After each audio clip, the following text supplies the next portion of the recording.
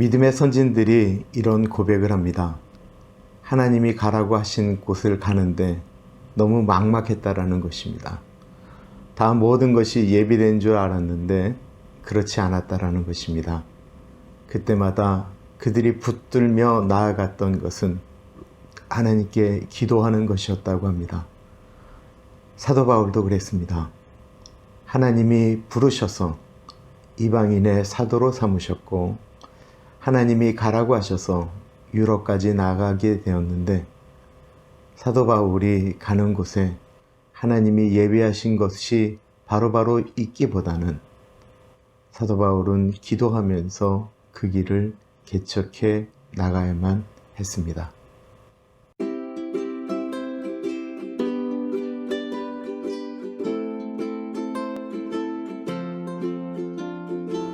바울과 실라 일행의 제2차 선교 여행의 중심지는 그들의 계획은 터키였는데 하나님은 유럽에 있으셨죠. 그래서 바울이 계획한 것들을 성령님이 막으셨습니다. 그리고는 마게도냐인의 환상을 보게 되죠. 와서 우리를 도우라. 그 말씀을 바울은 하나님의 말씀으로 믿고 드로아에서 그리스로 나아가는 배를 타게 됩니다.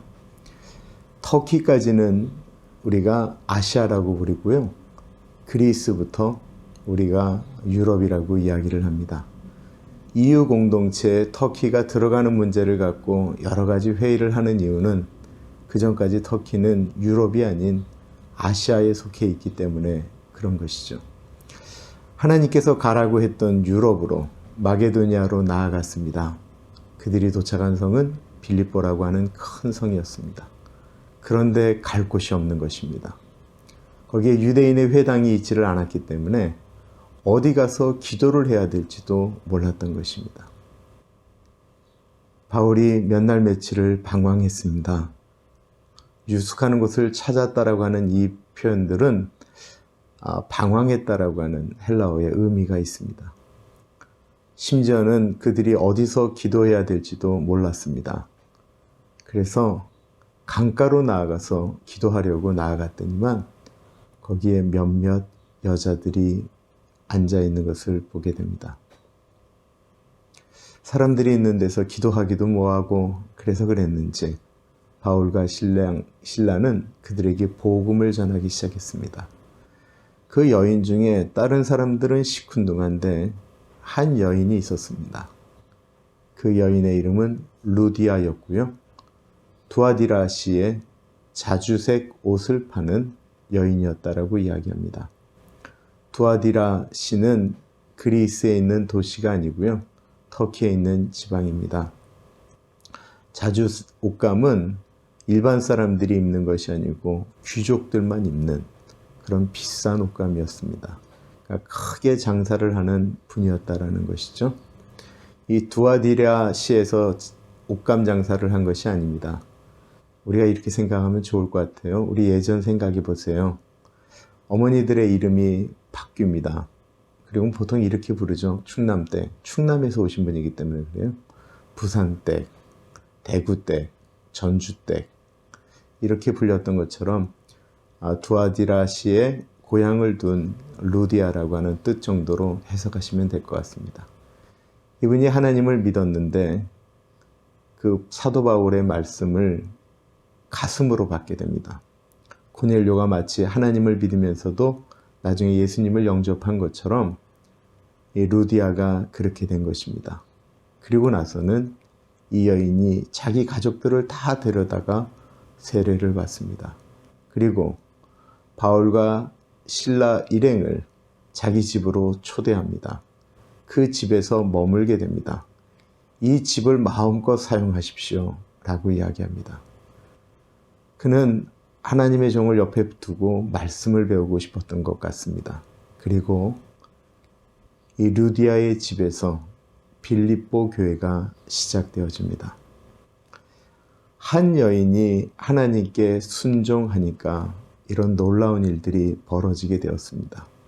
그런데 이들의 만남이 어디였죠? 기도하러 갔던 곳에서 만나게 된 것입니다. 훗날 사도 바울이 로마 감옥에서 옥에서 쓴 서신서들이 있죠. 옥중서신이라고 하는데 빌립보 교회에 편지를 쓰면서 내가 너희를 생각할 때마다 항상 감사했다라고 이야기합니다. 그렇게 아름답게 세워진 빌립보 교회에는 루디아라고 하는 여인의 헌신이 있었습니다. 바울과 실라가 또 기도하러 나아갑니다. 이번에도 하나님께서 예비하신 만남이 있었는데요. 이 만남은 어이없는 만남이었습니다. 귀신 들린 여자를 만난 거예요. 이 귀신 들린 여자는 귀신 들리면 점을 보게 되죠. 무당들도 여러 종류가 있는데 신내림 받아서 한 무당들이 용하다고 이야기하잖아요. 신기가 있다고 하는데 귀신이 영이니까 그러는 것이죠. 이 귀신이 귀신처럼 바울 일행을 알아본 것입니다. 그럼 뒤를 쫓아다니면서 외치는 거예요. 지극히 높으신 하나님의 종들이여. 지극히 높으신 하나님의 종들이여. 사람들이 이상하게 쳐다봅니다. 근데 계속 쫓아다니면서 그렇게 외치니까 사역을 못하는 거예요. 말씀만 전하려고 하면 지극히 높으신 하나님의 종들이여. 몇 날 며칠을 이렇게 쫓아나니까 사도 바울이 할 수 없이 귀신을 내쫓았습니다. 근데 문제는 이 여자아이를 통해서 돈을 벌었던 사람들입니다. 점을 치게 함으로써 돈을 벌었던 사람들. 그 사람들은 이 여자아이가 신기가 사라지자 돈을 더 이상 벌지 못하게 된 것입니다. 사람들은 한 아이가 귀신 들려서 사람 노릇 못하는 것, 여인으로서의 역할을 못하는 것보다는 돈벌이로 생각하는 것이죠.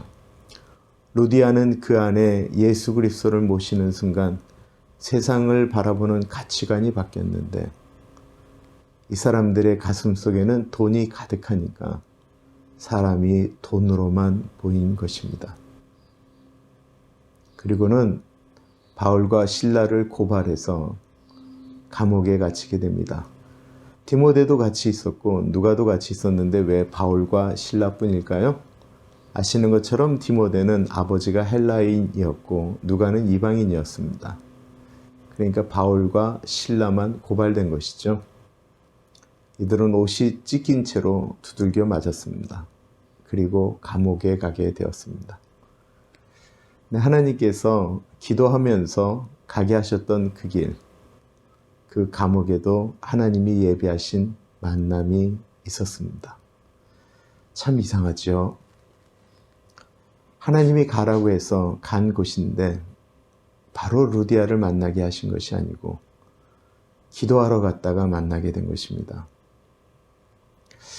목회를 하면서 이런 생각을 참 자주 하게 됩니다.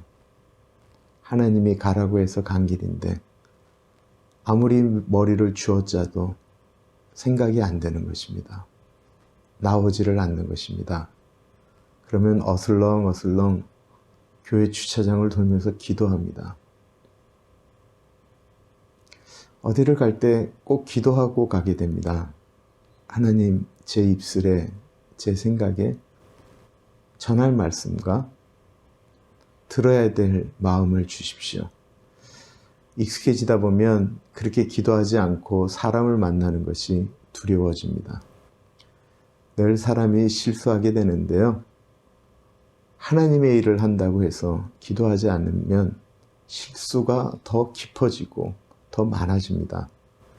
기도는 우리로 하여금 하나님의 뜻을 잘 분별할 수 있는 하나님께서 우리에게 주신 가장 큰 축복입니다. 이런 좋은 기도 하나님께 드리시지 않으시겠습니까? 똑같은 일을 해도요, 하나님께 기도하면서 시작하는 것이 다릅니다. 오늘은 여기까지 하겠습니다. 감사합니다.